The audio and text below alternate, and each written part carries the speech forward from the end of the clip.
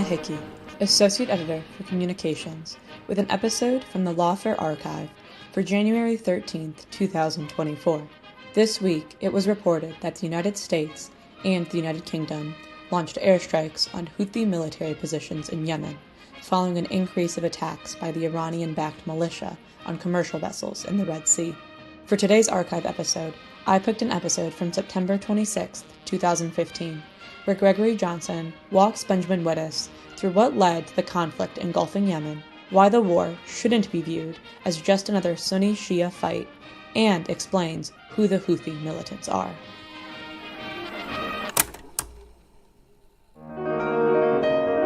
I'm Cody Poplin, and this is the Lawfare Podcast, September 26, 2015. That was Gregory Johnsen with the state of play in Yemen. Johnsen is a writer at large for BuzzFeed News, a doctoral candidate at Princeton University, and an all things Yemen expert. On this week's Lawfare Podcast, he walks Ben through the Byzantine power politics in Sana'a that led to the conflict that has now engulfed Yemen, and he explains why the war shouldn't be viewed as just another Sunni-Shia fight. Yet while the issues that sparked the war are much more local, the longer the conflict goes on, the more likely they are to expand. And Johnsen outlines the events that led to the Saudi intervention and just whether or not Yemen can be put back together again. It's the Lawfare Podcast, episode number 140. Gregory Johnsen answers, what is a Houthi?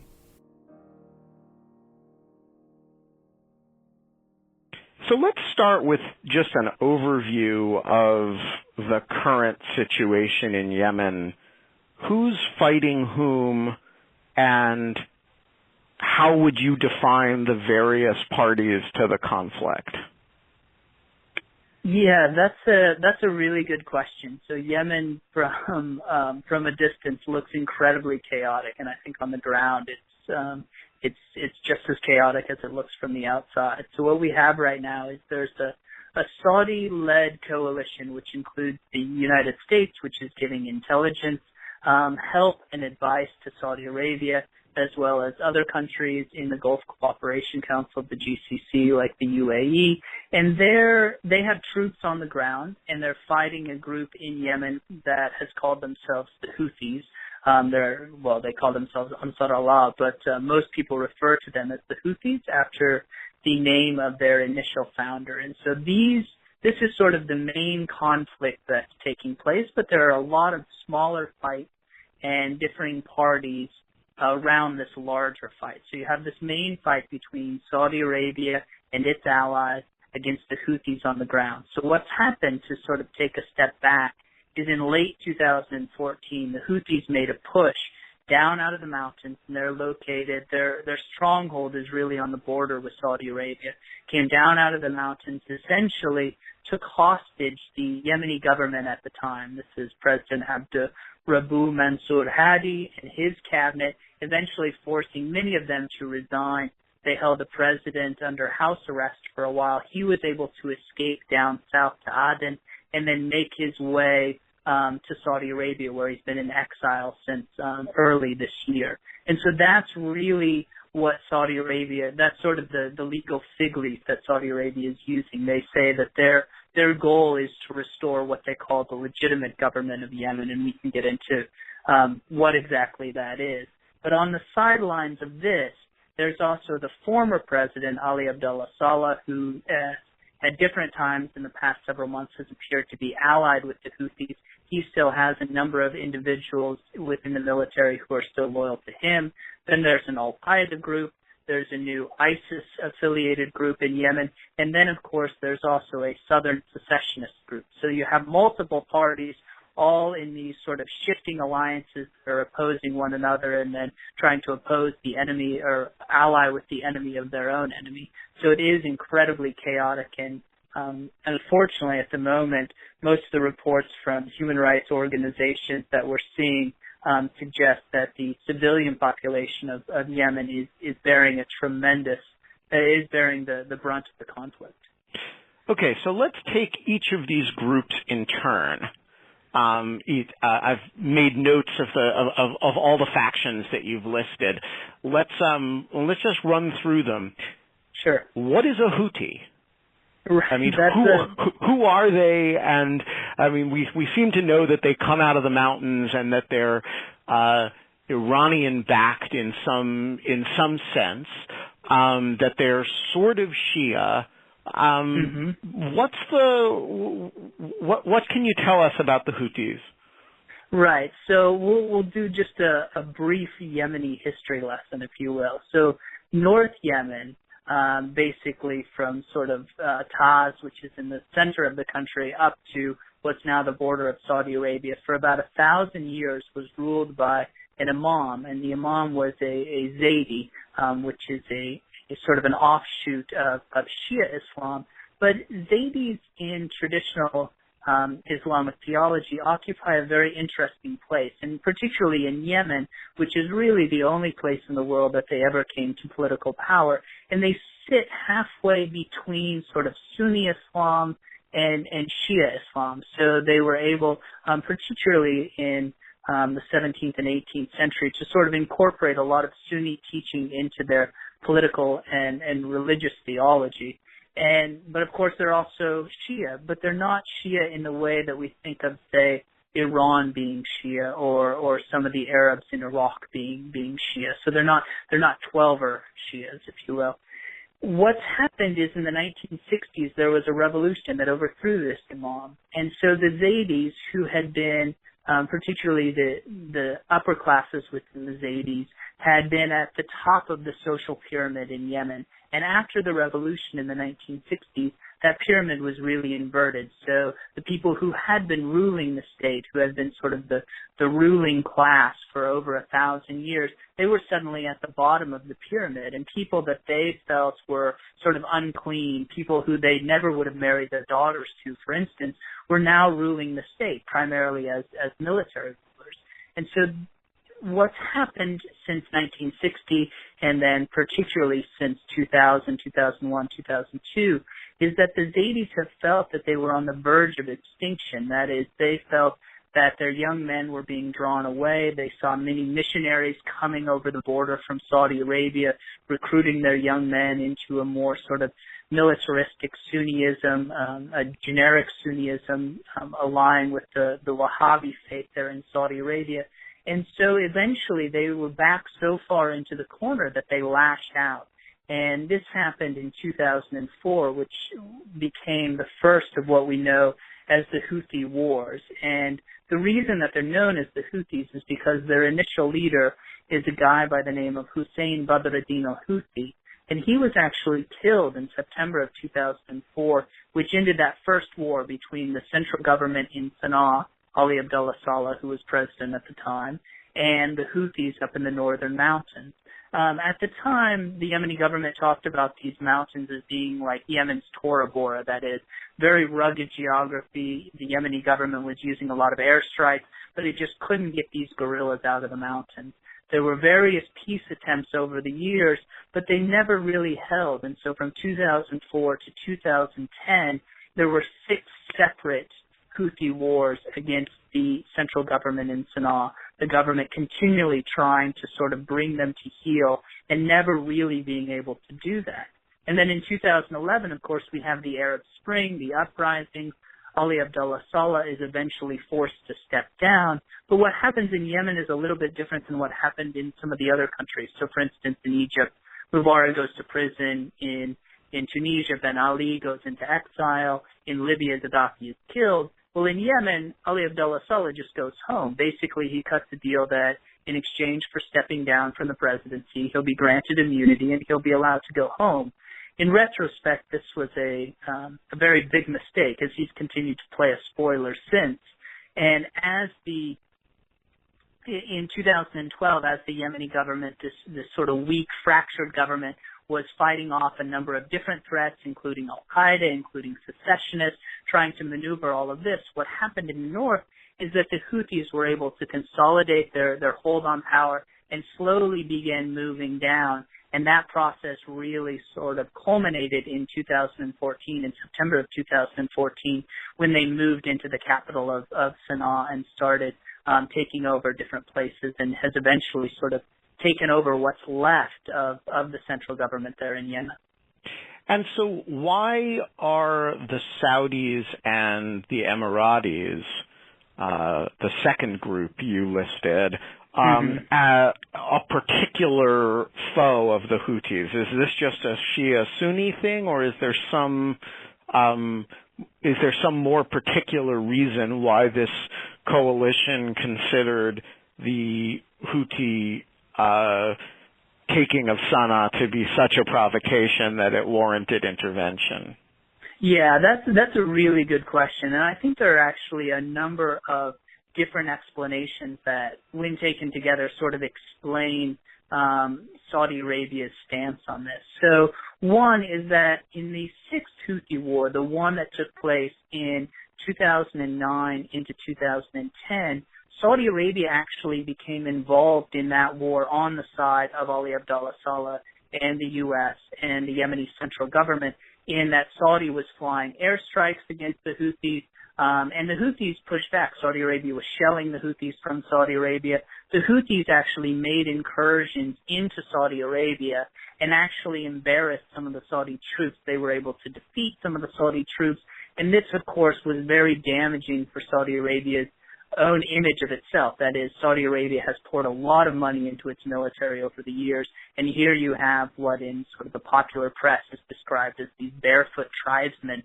coming over the border from Yemen and overrunning your troops, and then there are YouTube videos of Houthi fighters driving around in Saudi trucks showing off the booty that they had managed to take.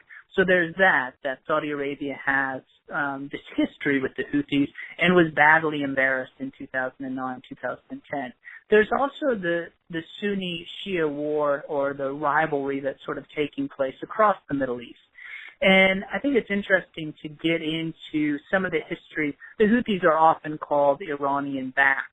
I'm not really ever quite sure what it is that this means, but in 2004, when the Houthi wars were just starting in Yemen, Ali Abdullah Saleh in Sana'a was in a very interesting position, in that since September 11th, he had received a lot of money from the U.S.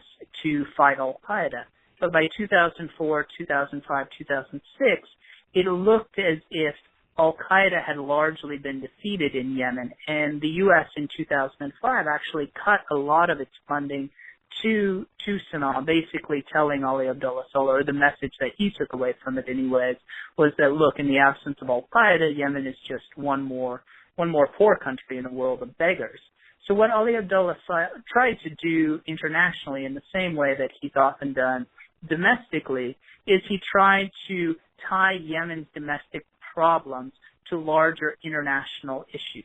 And so when Saudi Arabia and the U.S. were very worried about Iran in 2004, 2005, 2006, he said, look, you guys have a Shia problem. I have my own Shia problem here in the north. And in fact, the Houthis are actually taking support from the Iranian government. And at that point, I don't think there was a whole lot of evidence to suggest that the Houthis were actually receiving much in the way of support.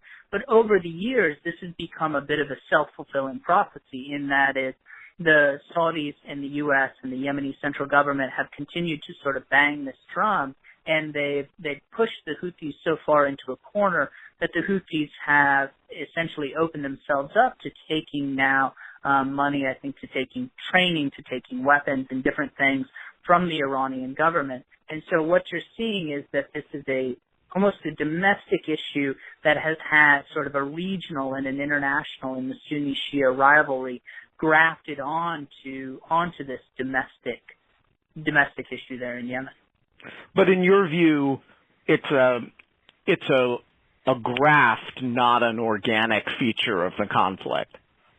Yeah, I mean, what you have in Yemen a lot of times, this was true in the 1960s during the Civil War, in which Saudi Arabia was also involved, as well as the UK was extensively involved in that war, is you have these different Yemeni groups, these local actors that essentially open their hands up and allow whatever international actors to give them aid and give them support, but then they'll just go ahead and do whatever it is that they were going to do anyway. So I don't think that Tehran has any sort of command and control over the Houthis at this point. The Houthis are going to do whatever they view to be in their best interest, but they're perfectly willing to open their hand and take support from Iran. But this is very much, in my view, it's very much a domestic issue that's taking place in Yemen that has a regional aspect that's been grafted onto it that has sort of exacerbated and complicated the conflict in many ways. So next we have two former presidents, Hadi and Right. Saleh. Well, Hadi's still the internationally recognized president. So including by the United States. Including by the United States, which no longer has an embassy in Yemen. Okay, so walk us through what role each of them is playing. If I remember right, Hadi was Saleh's vice president. That's true. And yes, Saleh is now sort of allied with the Houthis, right? Who he fought in 6 wars from 2004 to 2010. Yes, it's okay. So walk us through this. This is where it gets really Byzantine. Yes, this is Yemeni politics. So in 1990, North and South Yemen unified, and this was at the end of the Cold War. The South Yemen had been almost entirely dependent upon the Soviet Union. They realized that was no longer workable. So North and South Yemen unify in 1990, much like East and West Germany. And what happens is in 1994, the South realizes that this unification is not really a marriage of equals, that the North, under Ali Abdullah Saleh, the president, is really sort of taking over. And so the South attempts to secede. Now, the vice president at the time was a Southerner, and he led the secession effort.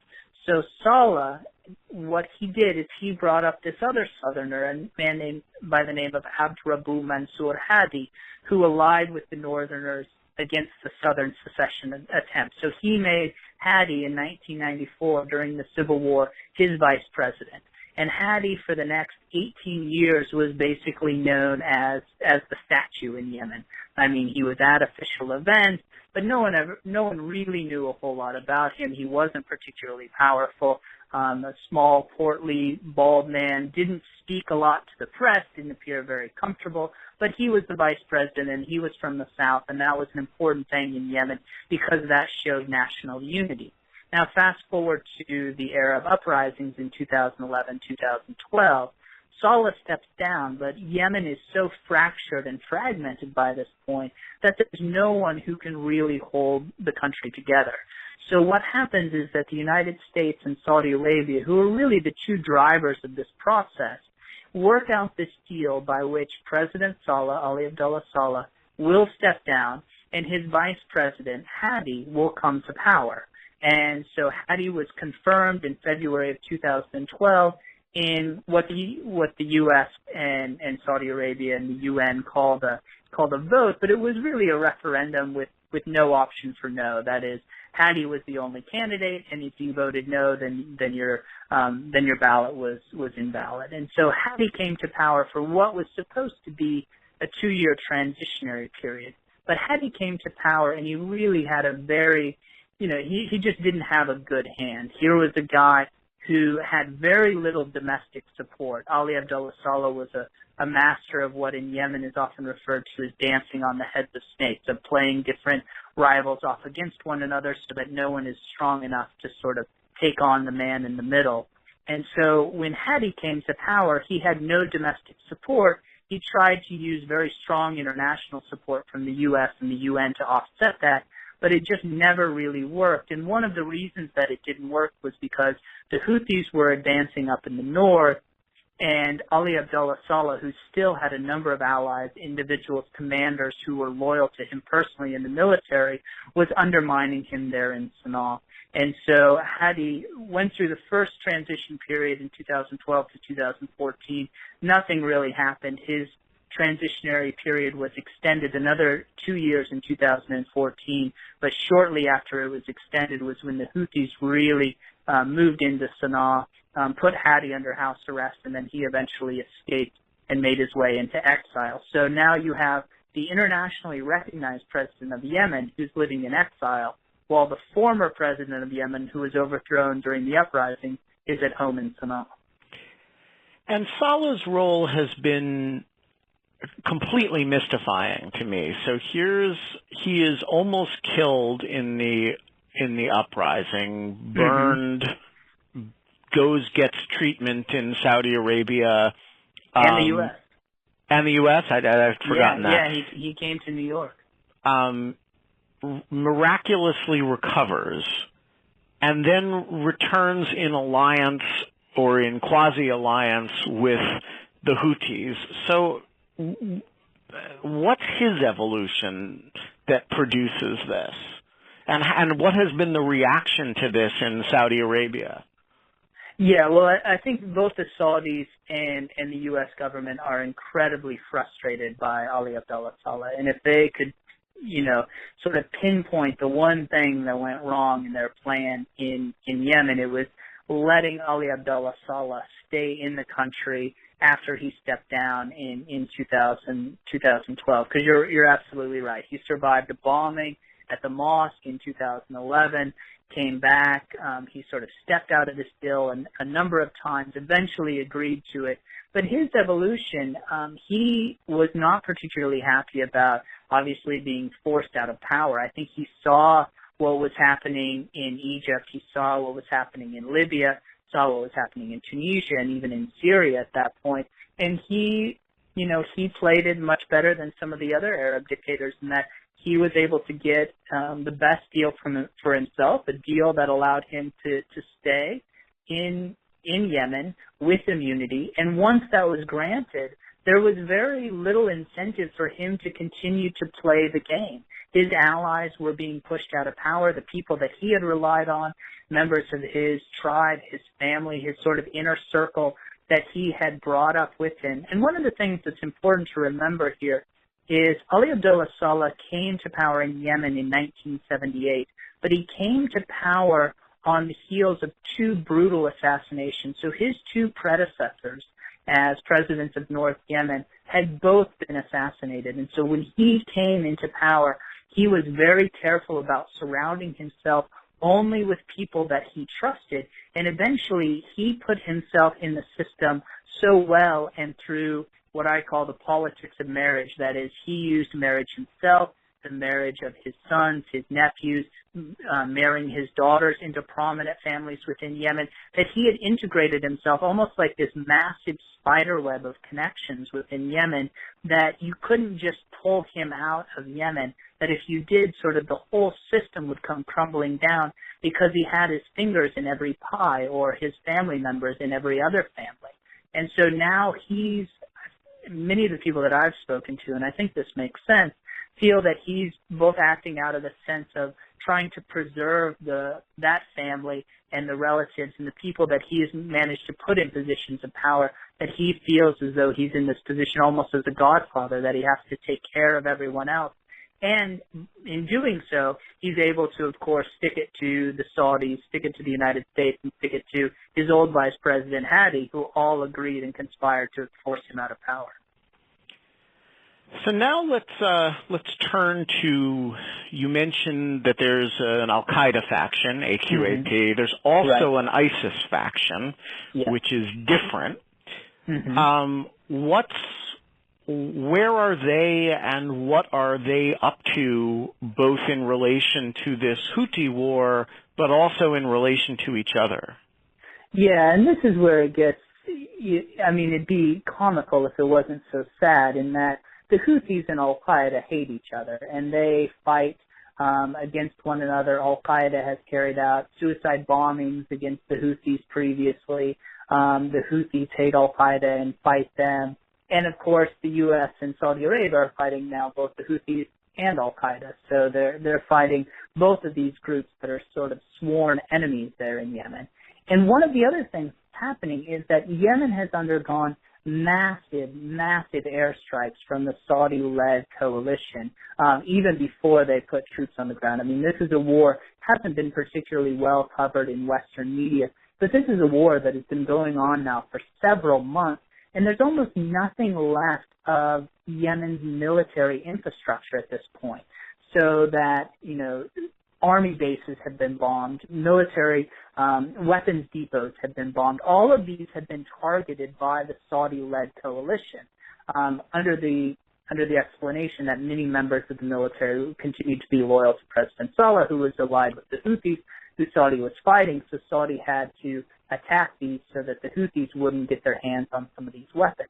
And that has sort of its own logic, but it's a very short-term logic in the sense that now, whenever this war does come to an end, there's not going to be much left of the Yemeni military to fight groups like Al-Qaeda and ISIS. And of course, the Yemeni military was never particularly good to begin with, but it has received a lot of U.S. equipment and U.S. training over the years.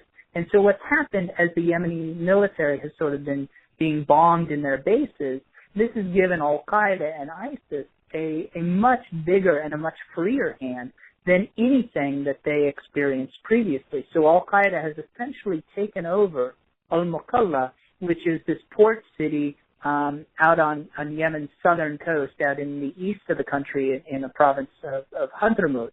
And that has both sort of good and challenging things from the perspective of Al-Qaeda. Good in the sense that they've always desired to control territory and to sort of run that territory. But bad in the sense from a group like Al-Qaeda's perspective, in that once you hold territory, essentially you have a return address. And so this allows, of course, the U.S., which has continued to fly drone flight, has continued to have drone strikes throughout the fighting over the past several months. The U.S. has managed, and in fact I think has been fairly successful in killing several key Al-Qaeda leaders. In fact, the head of the organization, a man by the name of Nasser al-Waheishi, was killed earlier this year in a U.S. drone strike. But what's happening is that ISIS is sort of a more radical version of Al-Qaeda. ISIS has also had a freer hand, and so there's apparently a Saudi who was once a part of Al-Qaeda who's broken away, who's helped to recruit people for ISIS in Yemen. And whereas at least for Al-Qaeda in the Arabian Peninsula, there seem to be rules of engagement that the organization had in Yemen. That is, they tried not to attack sort of Muslim civilians, and when they did, there was a very sort of egregious breach of this in December of 2013. They were quick to apologize. What's happening now is that ISIS is carrying out these bombings that are taking place in Sana'a against what it calls Shia mosques. And so what we're seeing in Yemen, and it's very sad to witness, but we are witnessing it, is, I think, a real radicalization of the religious landscape. That is, what happened in Iraq, this Shia-Sunni war, is now starting to happen in Yemen. I think we're seeing the very beginnings of that. And once that genie is let out of the bottle, as we've seen in Iraq, it's very, very difficult to put it back in. And in fact, I don't think anyone in Yemen right now is in a position to sort of hold the country or bring the country back together again. Yemen is a broken country. And in fact, I don't even think that it's accurate to talk about it as one country anymore. It seems to be a half dozen or so. So finally, we have, you've mentioned them a few times here, the Southern secessionists. Mm-hmm. The South was its own country until 1990. What has prompted the re-secessionist movement, and how active is it? Right. So this is a group that was really sort of reactivated in 2007. I think is really a turning point for them, and it happened because many of these were Southern military leaders who had fought and then had been decommissioned because President Saleh, who was president at the time, no longer trusted them. And in 2007, many of them lost their pensions, and so this started as sort of a lot of protests, a popular protests in the South, and it's continued to grow. I mean, the sad truth of things is that Yemen is a very poor country. The central government has a very poor reputation and a very poor record, and it's not able to provide services to a lot of these different places. In fact, some of the Houthis' initial grievances was that the central government wasn't paving roads up in the north, that it wasn't delivering on the electrical stations that it promised, that it wasn't delivering on hospitals. And you see many of these same grievances, many of these same things being said in the South. Of course, the difference in both camps is that what happens is they channel these grievances into sort of historically valid narratives. That is, the South says all our problems are because the government in Sana'a is northern dominated.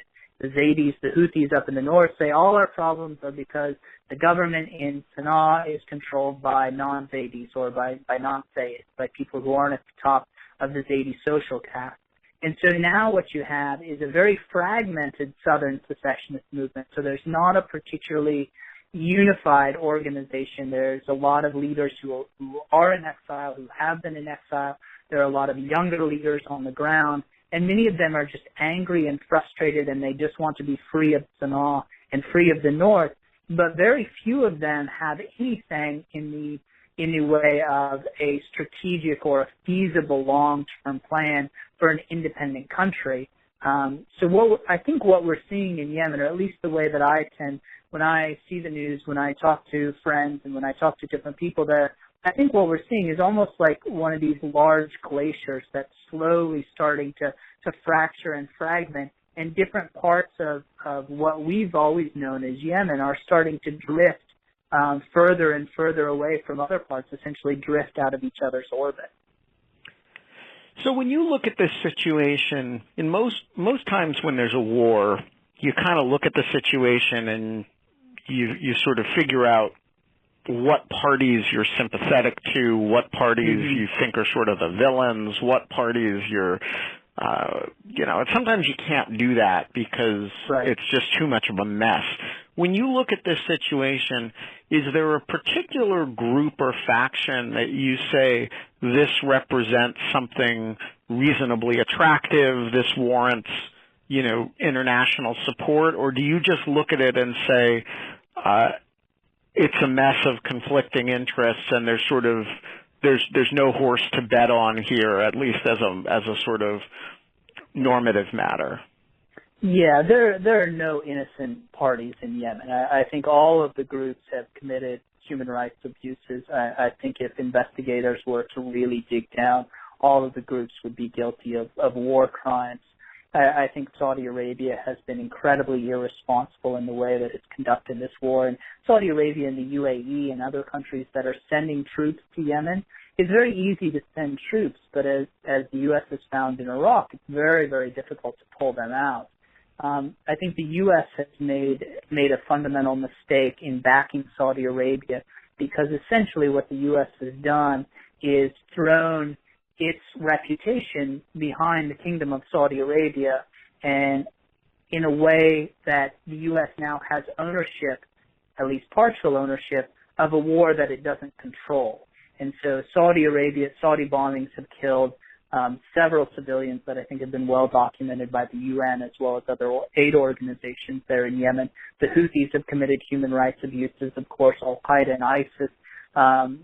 These are terrorist groups that we're talking about, and there's really no horse to back for the United States. But this is a war, at least it seems to me, not a lot of people are paying attention to at the moment, because it still stayed largely within Yemen. But I don't think this is a war that can ultimately be contained just within Yemen. And if that happens, then I think this is going to present a much, much bigger catastrophe than sort of the one on the human rights disaster that we're seeing now.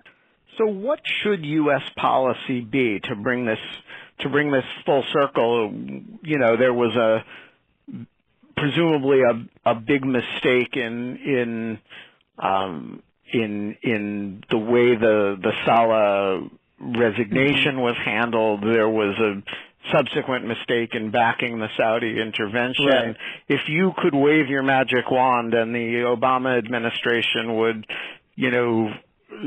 do whatever policy you think makes sense, what does it look like now? Well, I tried that magic wand a while ago. It didn't quite work. As well as did several other people who had studied Yemen and had spent a lot of time there. And I think to a person, the policymakers in Washington were simply not interested in what it is that people who'd spent a lot of time in Yemen had to suggest.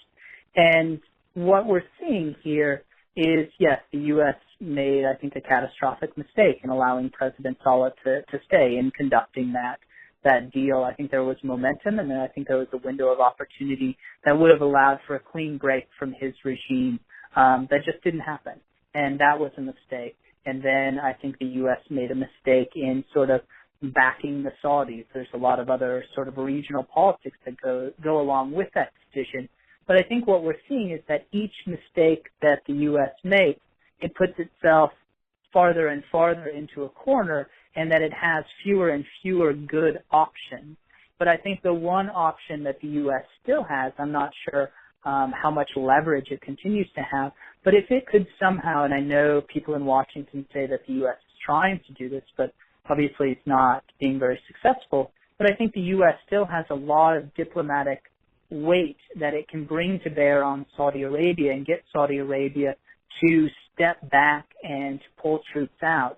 Now, Saudi Arabia is in a very difficult position. For a long time, they were just bombing the Houthis, but that didn't really seem to be working.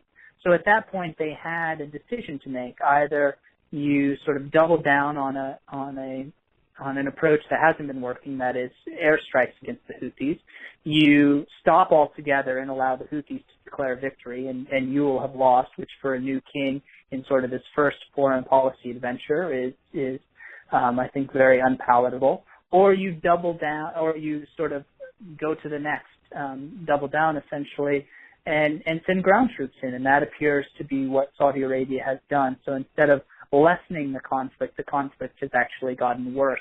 And I think the United States is really the only country that, if it really brought all of its diplomatic power to bear, could force Saudi Arabia, for its own good, as well as for the good of the United States and as well as for the good of Yemen, to step back from this. But I don't see that happening. But I think that's the least bad option that I see at the moment. When was the last time you were in Yemen?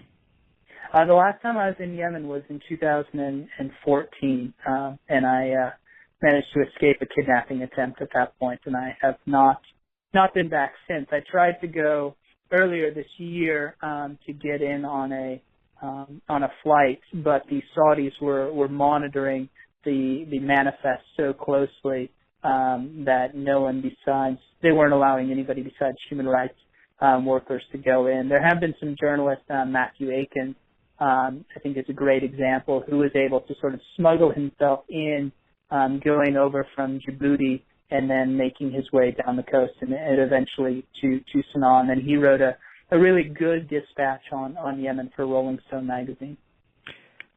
What were the circumstances of the attempted kidnapping?